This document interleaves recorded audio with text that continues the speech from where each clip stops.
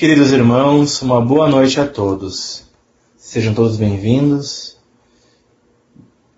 Dando sequência à nossa leitura e reflexão do Evangelho, desta vez no capítulo 17, item 10, o homem no mundo.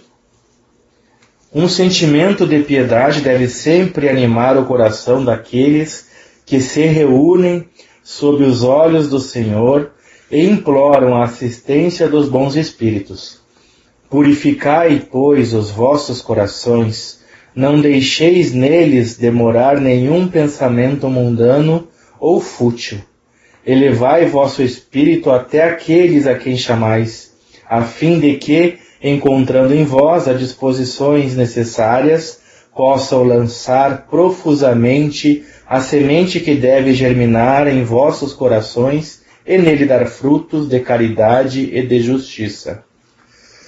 Não creais, todavia, que em vos exortando sem cessar a prece e a evocação mental, nós vos exortamos a viver uma vida mística que vos mantenha fora das leis da sociedade e que estáis condenados a viver. Não vivei com os homens de vossa época, como devem viver os homens. Sacrificai as necessidades, mesmo as frivolidades do dia, mas sacrificai-as com um sentimento de pureza que as possa santificar. Fostes chamados a entrar em contato com espíritos de natureza diferente, de caracteres opostos. Não choqueis nenhum daqueles com os quais vos encontrardes. Sede alegres, sede felizes, mas da alegria que dá uma boa consciência, da felicidade do herdeiro do céu, contando os dias que o aproximam de sua herança. A virtude não consiste em tomar um aspecto severo e lúgubre, em repelir os prazeres que as vossas condições humanas permitem. Basta informar todos os atos da vida ao Criador que deu essa vida. Basta, quando se começa ou acaba uma obra, elevar o pensamento até esse Criador e pedir-lhe, no impulso da alma, seja a sua proteção para ser bem-sucedido, seja a sua bênção para a obra terminada. O que quer que fizerdes, remontai à fonte de todas as coisas. Nada façais sem que a lembrança de Deus venha purificar e santificar os vossos atos. A perfeição está inteiramente, como disse o Cristo, na prática da caridade absoluta, mas os deveres da caridade se estendem a todas as posições sociais, desde a menor até a maior.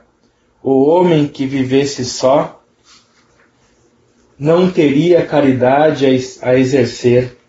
Não é senão no contato com os semelhantes, nas lutas mais penosas, que disso encontra a ocasião.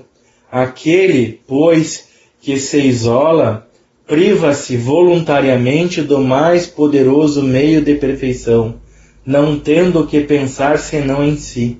Sua vida é a de um egoísta.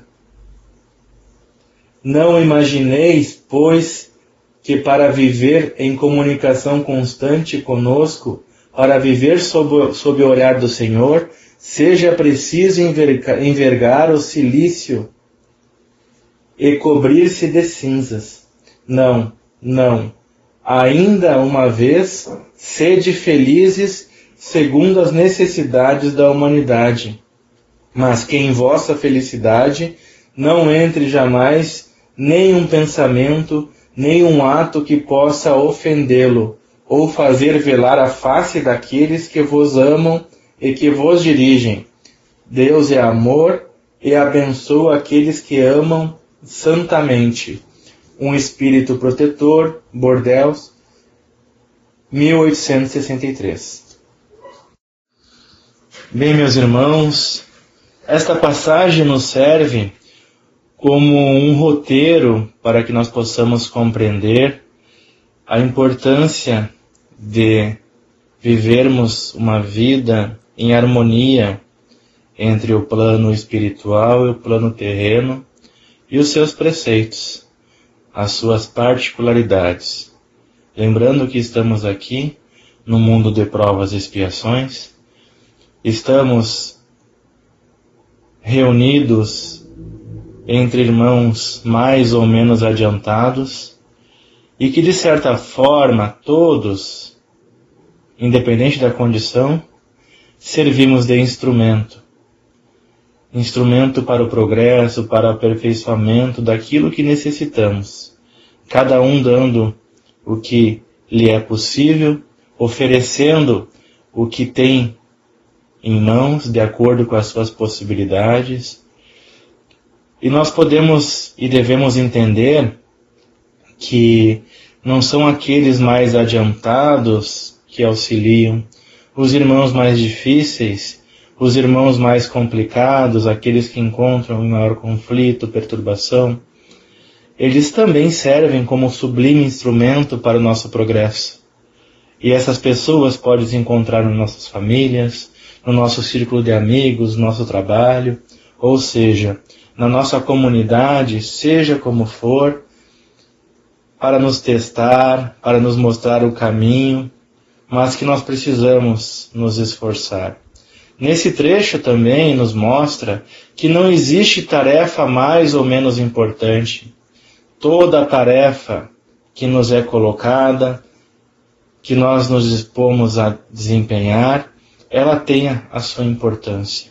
O mais importante, na perspectiva de Deus, é o quanto nós buscamos praticar as virtudes divinas, o quanto nós aprendemos e nos purificamos a partir daquilo que nos comprometermos em fazer.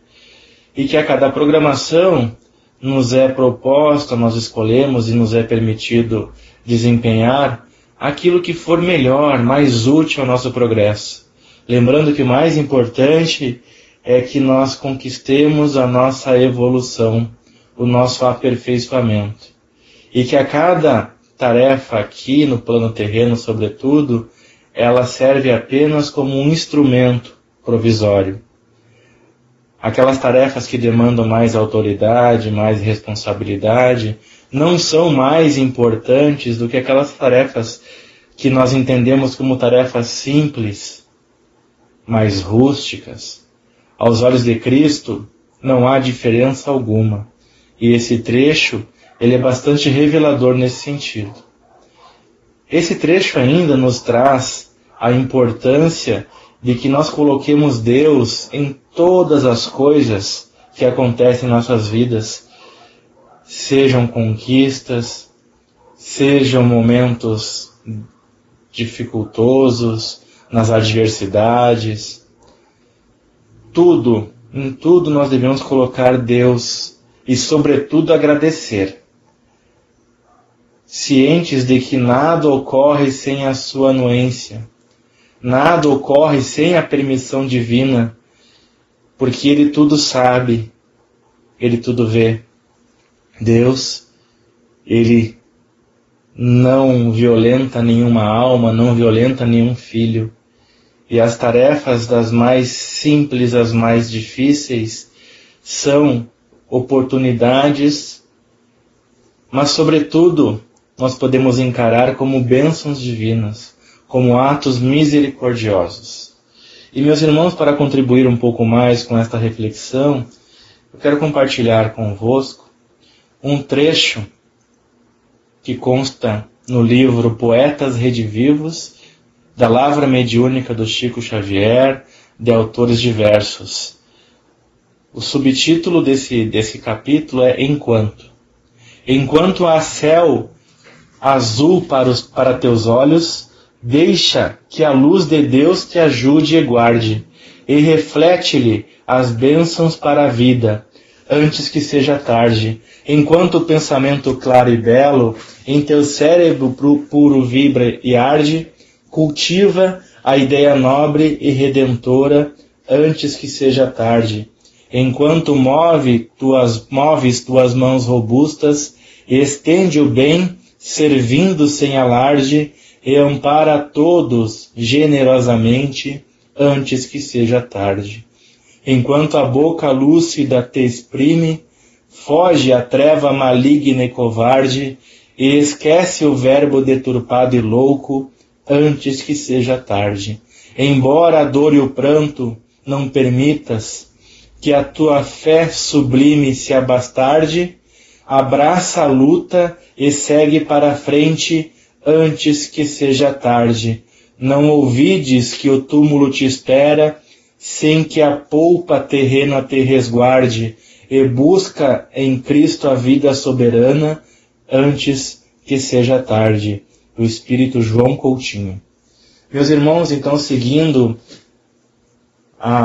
ao final desta tarefa, vamos agradecer a Deus em primeiro lugar, a Jesus, nosso irmão e mestre, aos amigos espirituais que nesse momento estão nos acompanhando, nos envolvendo no seu amor, na sua alegria e na sua paz.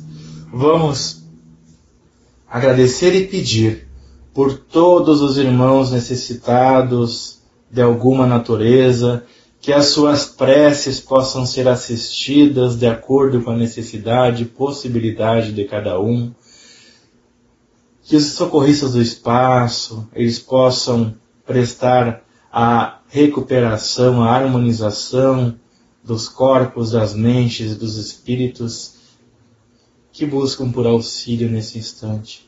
Vamos pedir por todos aqueles irmãos que se encontram com alguma dificuldade, seja qual for, que as suas rogativas sejam atendidas. Vamos pedir ainda que as nossas águas sejam magnetizadas e nelas colocadas um remédio, a fim de que possamos receber o tratamento necessário, o tratamento devido.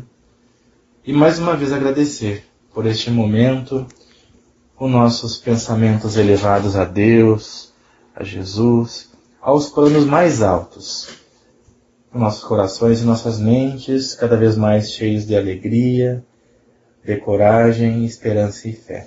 Que assim seja.